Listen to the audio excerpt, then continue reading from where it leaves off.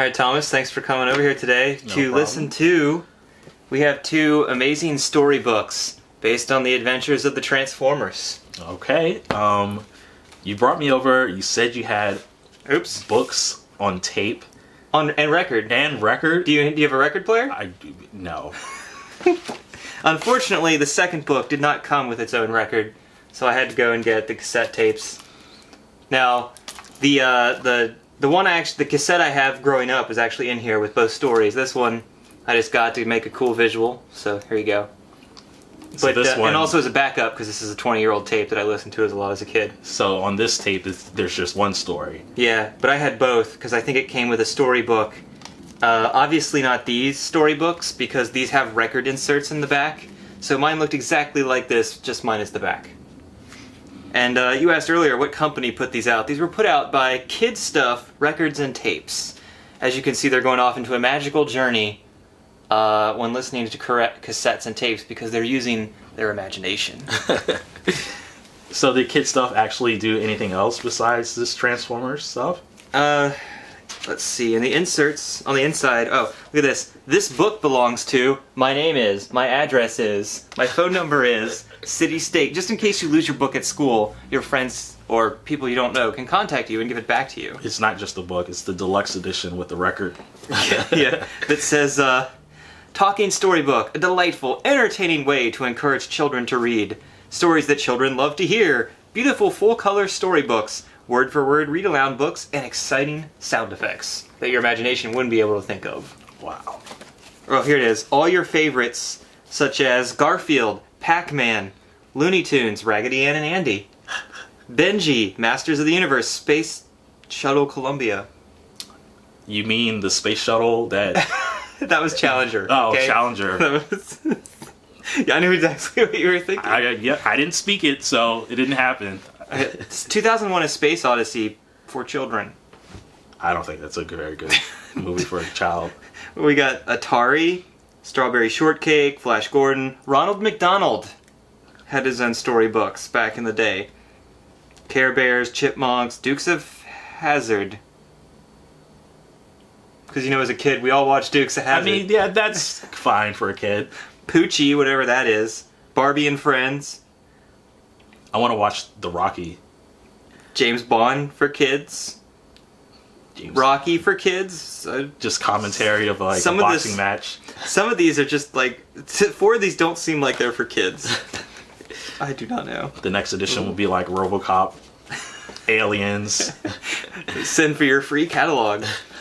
Alright, so before we begin though, what was your first experience with Transformers? I don't actually remember a lot about Transformers when I was a kid. Mm-hmm. I probably started watching or was kind of aware of Transformers only around like the early 90s, like 92 or something like that.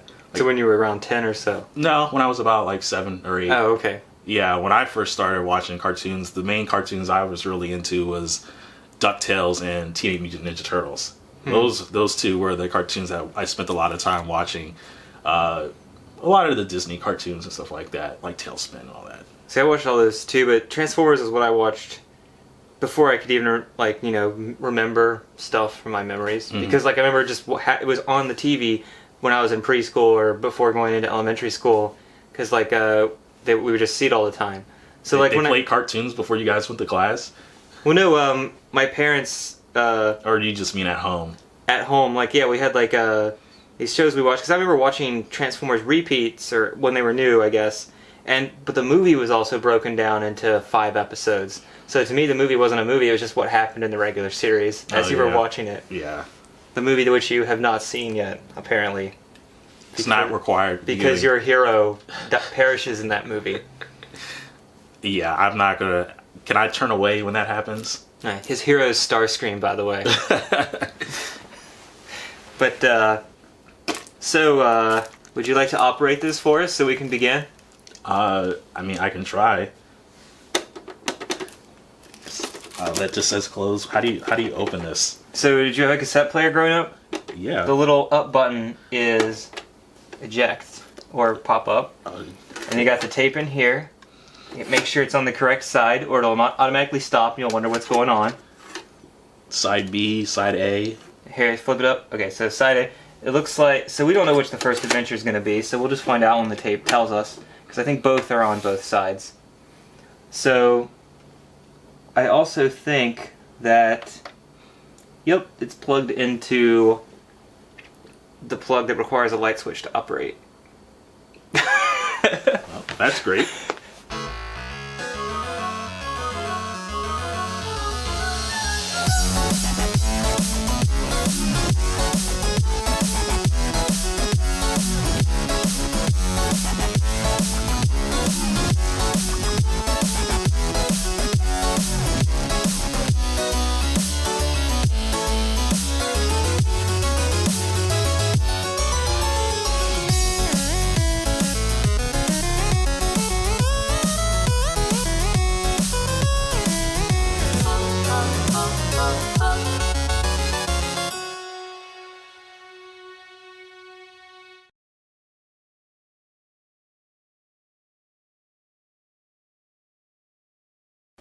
Alright, now that we got power, we can hit the power button. And now, I'm not sure if you know this, but if you hit this arrow button, it means play. So here we go. Does it mean go to the next track? And then you can follow along with our storybook. Come on, Satellite of Doom. I want to hear the story about this giant lightsaber with this giant diamond on the top. It's going to have that things where it's like, remember to hear boom to turn the page. Oh. If I recall. What's going on? Just turn the volume up. It is up.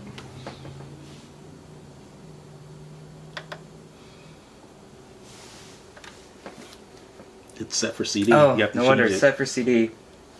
Alright, guys. Right here. It's fine. Well, it was on tape before I shut it off. So, it just automatically thinks that everyone must listen to CDs at this point in their life. Yeah. Okay, so now we gotta rewind it now. See, with the two left buttons, that means rewind, stop, and then play. Might be a little too loud. Ooh, the static of the cassette tape is coming. Speaker test. Hi, everyone. Welcome to your Transformers story tape. Sit back and relax. Now it's time to start our first exciting Transformers story. Here we go with Satellite of Doom. Yes! Your book. Satellite of Doom. Megatron, the evil Decepticon leader, stood on the observation deck inside the tremendous 200-square-mile cavern.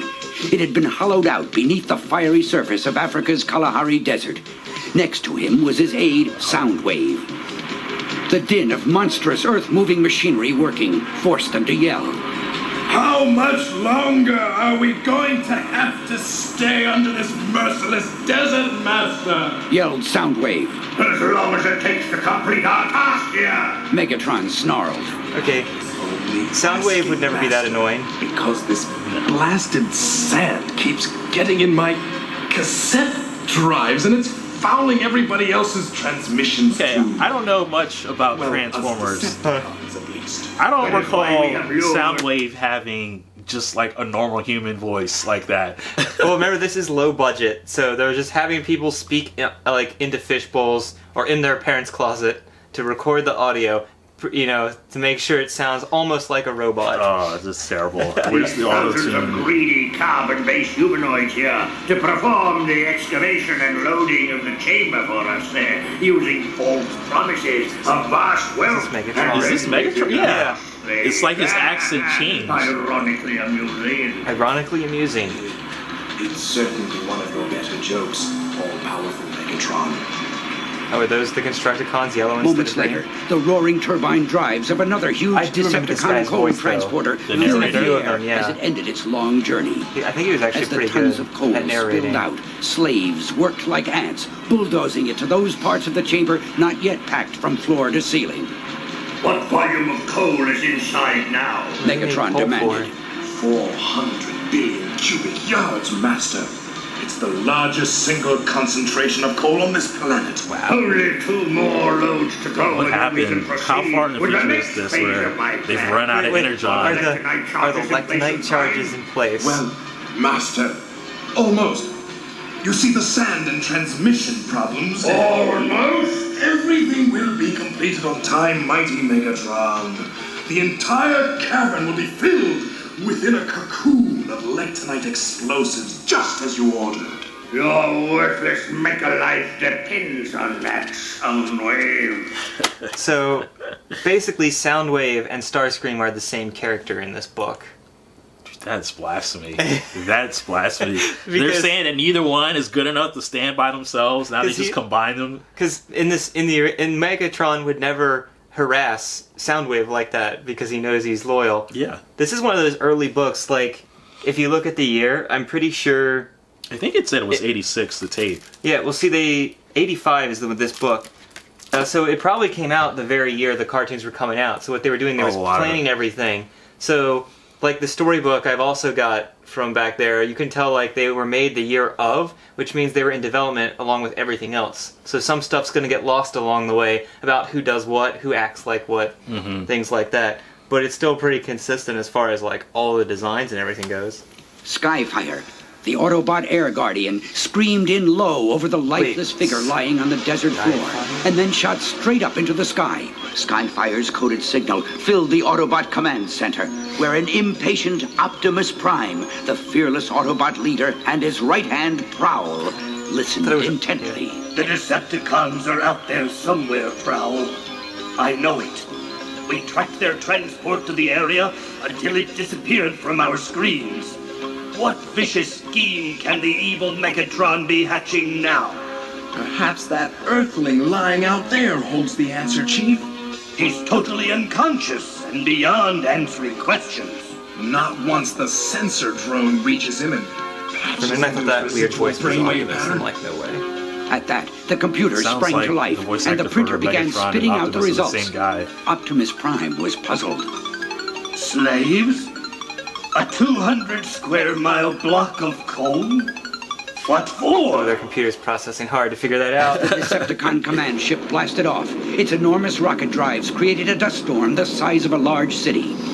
The lights from the control console cast an eerie glow across It's the like evil impassivity of The Megatron's most face. gun form Megatron has ever No been. longer have to listen to the vile Well, curses and screaming. That's from because those pathetic Megatron slaves. is his action announced figure to drawing, Soundwave. not the animated series drawing. They certainly weren't happy about being left sealed up with all that coal. The slave's carbon base will soon join Wait. the carbon base of the coal, thus create... Hold on a second. Did Megatron just kill every single one of his slaves in that mountain, all the humans? Did we just witness like a ton of humans just get killed in a children's book? Yeah. Let's look here. Listen what he says. At least we no longer have to listen to their curses and screamings after they set off their rocket ship that created a dust storm. They weren't happy about being left sealed up. Well, the story's not over. It's possible the Autobots could go in and rescue them all, so we'll see. Stay tuned. All right. The largest lens in the universe. Normally it would have taken millions of Earth years and multi-tons of pressure to form the diamond I need. But with my genius and the force of the tons of lectonite, I shall create that crystal at the press of a button. And with that, Megatron released an explosion, the force of which the world had never seen, not even in its most powerful H-bomb. The explosion left in its wake the largest diamond ever formed. Attack anti-gravity lifters and secure crystal for towing, Soundwave. Roger, Master. Alright, here's why I think the humans are still alive. Megatron used that massive explosion, bigger than the H-bomb, in the Sahara Desert, where no humans can be harmed, because it's a children's story. So, that makes me think the humans are sealed and still alive. How long, though? We'll see. They might run out of air soon. The Decepticon satellite launching complex lay isolated, deep in the steaming jungles of Brazil's Mato Grosso. Megatron supervised the final laser cuts for the refraction surfaces on the monstrous diamond satellite. T-minus 10 Diamond minutes to satellite. launch, Soundwave. Why are you looking so grim? The humidity, Master. My cassette drives. It's as bad as the sand from the desert. Have no fear. Soon we Decepticons will have all the oil we need to bathe and protect our drives and transmissions. I cannot wait for each tiny puddle of oil on this miserable planet to fall into our hands. Therefore, with my crystal satellite, I shall have a lens powerful enough to focus the puny energy of that tiny sun and melt the entire mountain range they call the Rockies, turning it into an ocean of oil. And from that oil, my refineries will supply us with the fuel for the final defeat Is your of the brain Autobots breaking over there? and the conquest of the universe. But as Megatron spoke, he failed to notice Bumblebee, the hovering Autobot spy, surveying their activity. I like how they're... So his plan is to melt... He blows up... He gets humans to work for him in the Sahara Desert, underground. Blows it up, all the coal they've collected to make a diamond. Travels to Brazil to focus said diamond into America on the Rockies. To melt the snow, so that the snow turns into oil somehow. And they collect that oil because Energon doesn't exist in these storybooks. And also, Soundwave is still an annoying complainer, just like Starscream all the time.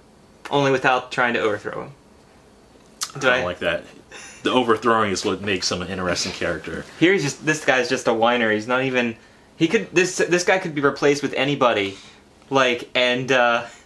any of the Decepticons right now, and it would probably match some of them, but not Soundwave. But unfortunately, as you guys will eventually see, that there's only 2 Decepticons so far. And there's no other henchmen. There hasn't been any pictures. Well, there's 3, and apparently there's 3 Autobots too. There's Bumblebee, Skyfire. Oh no, there's Prowl and Optimus. Yeah, so we got Prowl and Bumblebee were mentioned. We still haven't seen them. First, the rumble of pre-ignition began on the giant Decepticon crystal satellite propulsion vehicle. Wow, Then, odd. the main ignition kicked in with a blast that sent shockwaves reverberating along the ground and through the jungle foliage and air alike. But as the launch vehicle began to rise, a superjet appeared. Attack, brave Autobot Skyfire! Attack! Optimus Prime ordered over the command channel, breaking radio silence. Destroy Megatron and this newest tool of his evil imagination! The explosive fury of Skyfire's null rays and missiles was too late, however, as the launch vehicle shrugged them off and rose up through the atmosphere into space.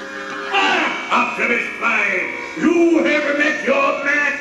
Megatron gloated as he detonated an explosive charge, destroying the launch complex. Then he and the Decepticons punched in their afterburners and made a strategic withdrawal to await the fruits of their foul plan. So the Autobots just failed everybody.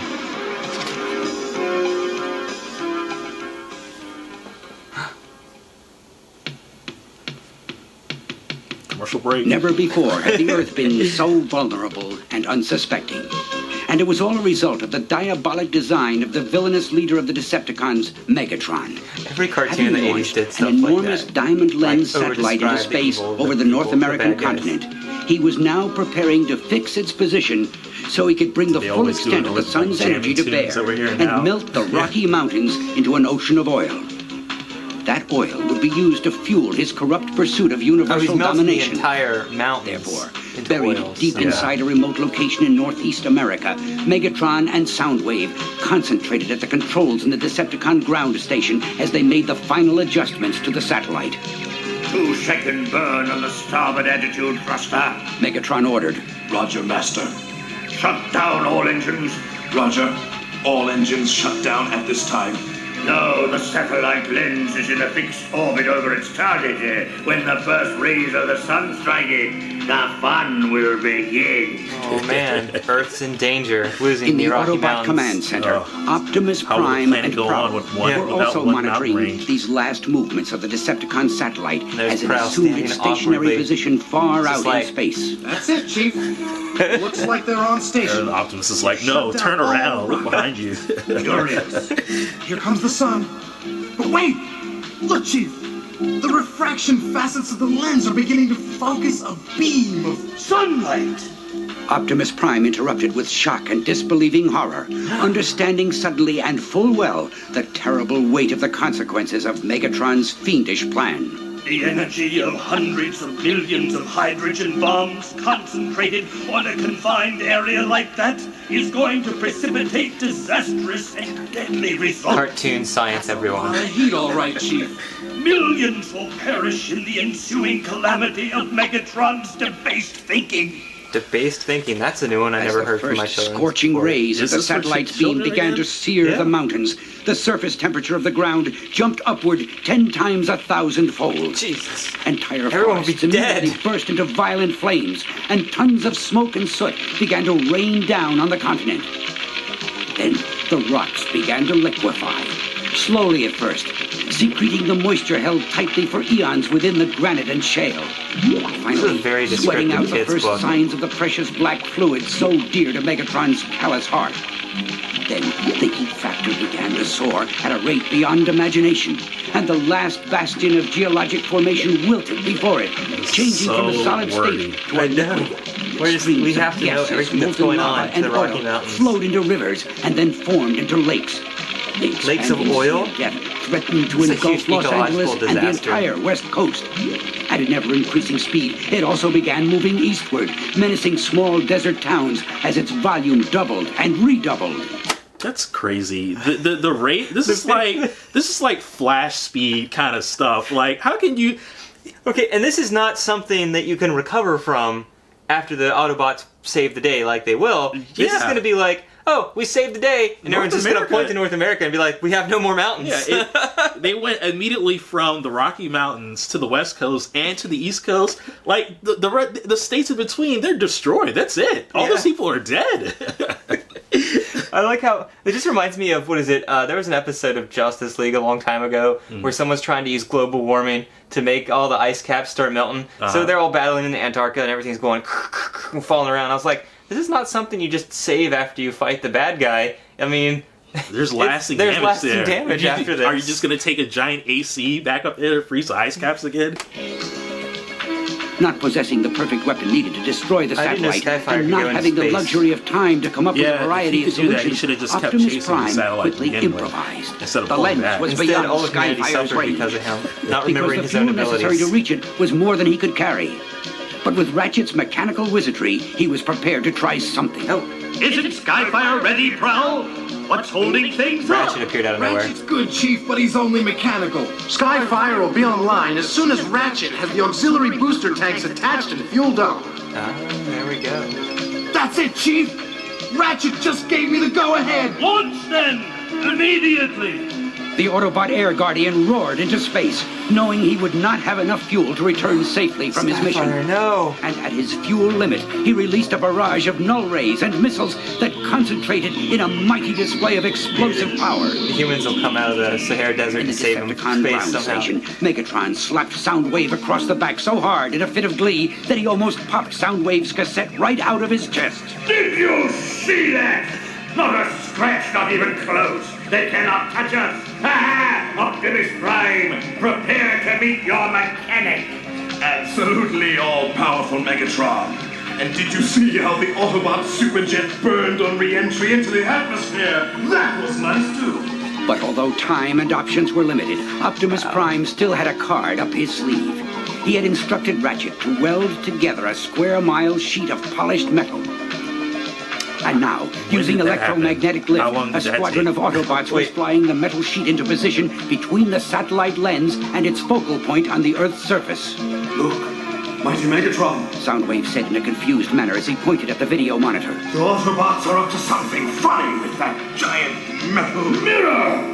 Oh, busted gears and cracked drive shafts. Megatron screamed as the mirror intercepted the satellite's beam and bounced it spaceward again. Okay, hold on. Go back. See that picture right here.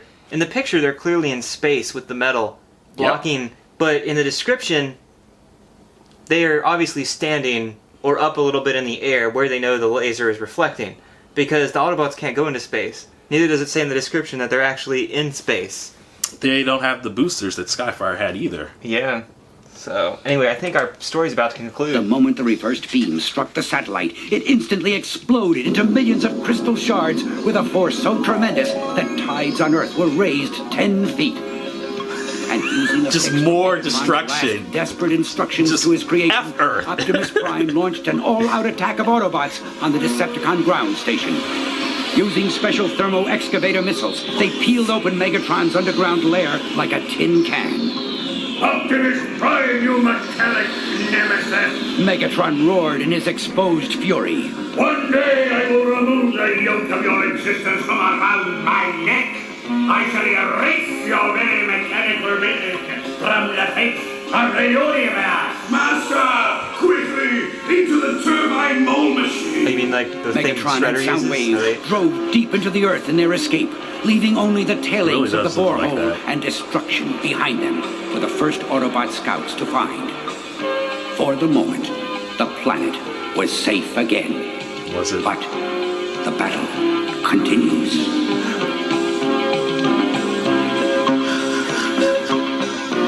Wow. That story, I don't know if they had an editor kind of check that out and go over some of that lore. I know. Wow. So, that's Transformers Satellite of Doom. One thing I don't understand about this story is, those humans didn't come back. Megatron sealed sealed those humans under the Sahara Desert, even though you saw an explosion in the background. They ain't coming out of that cave after if an explosive bigger than the H-bomb is on top of them, I'm pretty sure it's collapsing the tunnel on top of them. Yep. And I think they were well aware of that. They never mentioned them again. Optimus didn't go save them. How long did it take for them to build that square mile piece of mirror? Yeah. And attach those rocket boosters to Skyfire? I mean, it it doesn't, it's just like I'm surprised no editor said, guys, we just killed a lot of humans in our storybook for kids. And not only that, if you, so they're borrowing let's just use that Ninja Turtles thing and they can escape in that. That's fine. Yeah, they're heading down to the Technodrome. And the world's not saved. There's still millions of miles of oil in the United States. That's correct. That they can just pop up in their little thing, take some oil and leave. And what are they going to do? Well, in the cartoon, anytime Megatron's like, hey guys, I'm here doing something, the Autobots are like, let's go! And then the minute, Starscream picks up block number 2, they're there. But the minute he's picking up block number 3, or Energon Cube number 3, even though they were 80 states away or something like that, you know.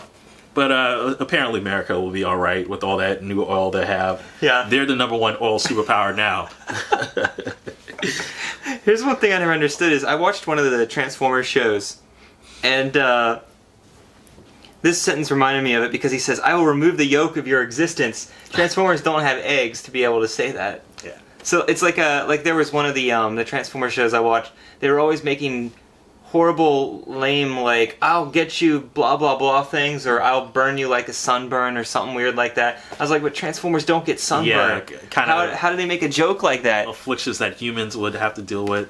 Yeah, I mean, it's so kids can relate, I guess, to these giant hulking monstrosities of machines. So what did you think of Satellite of Doom? Your final thoughts on that? I like that one. I'm glad that one came up first. It actually seemed like the more interesting one from that cover, but who knows? This might be equally as crazy. Oh yeah, I'm trying to see if it actually labeled the writer of the book in any way, because look at that. It already tells you Autobots, Transformers, Decepticons, Optimus Prime, Prowl, Megatron, Soundwave, Skyfire, Bumblebee, and Ratchet are trademarks Hasbro Bradley. Registered U.S. Patent and Trademark Office. Yeah, there's nothing in here that indicates the writer for this one. Hi, everybody. This is your Transformers read-along book. Every time you hear this sound, it means it's time to turn the page in your storybook. Now, if you are ready, we will start the story Satellite of Doom. Don't forget to turn the page every time you hear the sound.